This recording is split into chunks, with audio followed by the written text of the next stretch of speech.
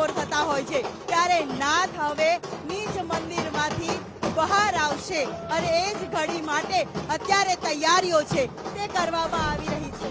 એ જ તૈયારીઓ એ જ અત્યારે હાલ બસ ભક્તોનું પણ થોડાપુર હવે થોડીક વારમાં મંદિરમાં ઉમટી પડશે જ્યારે સુરક્ષા બંદોબસ્ત 3 લેયર સુરક્ષા, એક તરફ ભજન કીર્તનનો નાદ, એક તરફ સુરક્ષા વ્યવસ્થા, આ ચારેય કોર પોલીસ બંદોબસ્ત જોવા મળી રહ્યો છે। તમામ દર્શનાર્થીઓને કોઈ હાલાકી ન પડે તે માટેની પણ વ્યવસ્થા છે તે કરવામાં આવેલી નજરે પડી રહી છે ત્યારે ભક્તો છે તે ભક્તોને પણ એક ખુશી છે જે મોઢા ઉપર તેમને જોવા મળી રહી છે ત્યારે અત્યારે હાલ મંદિર પ્રાંગણમાં જય રણછોડ માખણ ચોરનો નાદ છે તે સંભળાઈ રહ્યો છે અને અત્યારે સુરક્ષા વ્યવસ્થા પણ એ જ પ્રકારની મંદિરમાં રાખવામાં આવી રહી છે।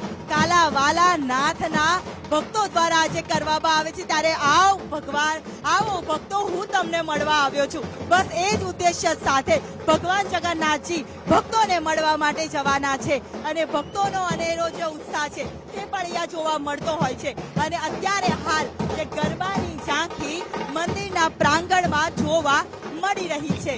આ કાલાવાલા સાથે 1885 વખતે એક નાની બળદગાડામાં આ રથયાત્રા નીકળી હતી અને ત્યારથી લઈને અત્યાર સુધીમાં 100 વર્ષથી પણ વધારે વર્ષો વીતી ગયા છે। 149મું આ વર્ષ છે કે જ્યાં રથયાત્રા હવે નવા આધુનિક ટેકનોલોજીનો ઉપયોગ પણ આ વખતે રથયાત્રામાં કરવામાં આવેલો નજરે છે તે પડી રહ્યો છે। સુરક્ષા વ્યવસ્થાની સાથે AI ટેકનોલોજીનો પણ ઉપયોગ આજે કરવામાં આવી રહ્યો છે અને એ જ સુરક્ષા વ્યવસ્થામાં પણ તમામ અધિકારીઓ જગતનો નાથ નીકળશે, ભક્તોને દર્શન આપી શકે તે માટેની વ્યવસ્થા કરવામાં આવી રહી છે અને ત્યારે હાલ ગરબાની ઝાંખી મંદિરમાં જોવા મળી રહી છે। હવે ભગવાનના આંખના પાટા ખોલવામાં આવશે, સાથે જ આજના દિવસે ભગવાનનો પ્રસાદ આરોગવાનો પણ ભક્તો માટે અનેરો અવસર છે તે માનવામાં આવતો હોય છે ત્યારે ઢોલ અને શરણાઈઓ સાથે ભગવાન જગન્નાથજીને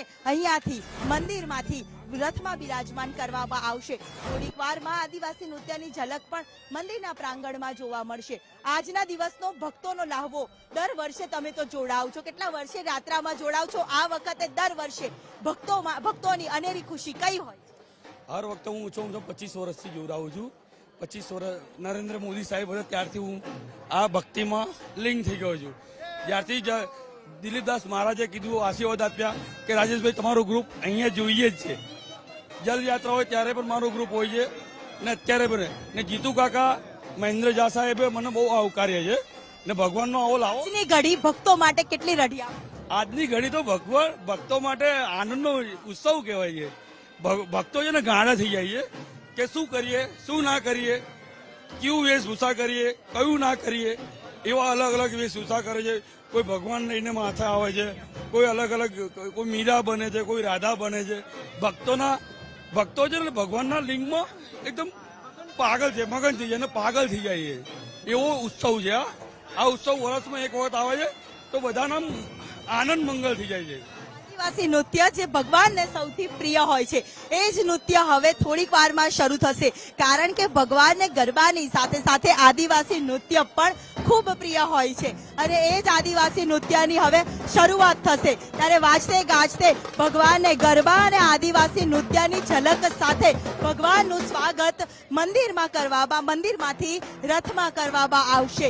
મહત્વનું છે કે ભગવાન તો હવે નરસિંહ મહેતા માટે પણ એ જ દોસ્ત હતા, અલગ અલગ સ્વરૂપે ભગવાને કોઈ દોસ્તી નિભાવી છે, કોઈએ ભક્ત સાથેનો અવસર નિભાવ્યો છે, કોઈના માટે બાળક બન્યા છે તો કોઈના માટે પિતા બન્યા છે, તો કોકના માટે કુરુક્ષેત્રમાં મહાભારતમાં અર્જુન માટે પાર્થ બન્યા હતા। એ જ ઉત્સાહ એ જ ઉમંગ ભક્તોમાં પણ આજના દિવસનો જોવા મળતો હોય છે ત્યારે કોઈ અલગ અલગ માનતાઓ સાથે ભગવાનના દર્શન કરવા આવતું હોય છે। દરેક લોકો કોઈ લડ્ડુ ગોપાલ લઈને આ વખતે રથયાત્રામાં જોડાશે તો કોઈ અલગ અલગ રીતે જોડાતા હોય છે, કોઈ પગપાળા રથયાત્રામાં જોડાતા હોય છે તો ભગવાનની ઝલક જોવા માટે ભક્તોનો ધસારો પણ એ જ રીતે જોવા મળતો હોય છે। હવે દ્રશ્યમાં મંદિરનો મુખ્ય ગેટ હું બતાવવા માંગીશ કે જ્યાં ભક્તોને હવે આવકારવામાં આવી રહ્યા છે। ભક્તો ભગવાનને આવકારવા માટે હવે ભાવ વિભોર થઈને મંદિરમાં પ્રવેશતા નજરે પડી રહ્યા છે। અત્યાર સુધીમાં મંદિરમાં સુરક્ષા વ્યવસ્થાના કારણે પ્રતિબંધ હતો પરંતુ હવે એ સુરક્ષા વ્યવસ્થાને સાથે તમામ ભક્તોને ચેકિંગ સાથે મંદિરના પ્રાંગણમાં પ્રવેશ આપવામાં આવી રહ્યો છે। બિલકુલ દિવ્યા, આપની પાસે આવીશું કારણ કે ભક્તોની આતુરતાનો અંત આવ્યો છે અને જેમ કહેવાય ને કે જે એક ગ્રુપે કહ્યું, જે ગરબા કરી રહ્યા હતા, દાંડિયા કરી રહ્યા હતા, તેમણે કહ્યું 25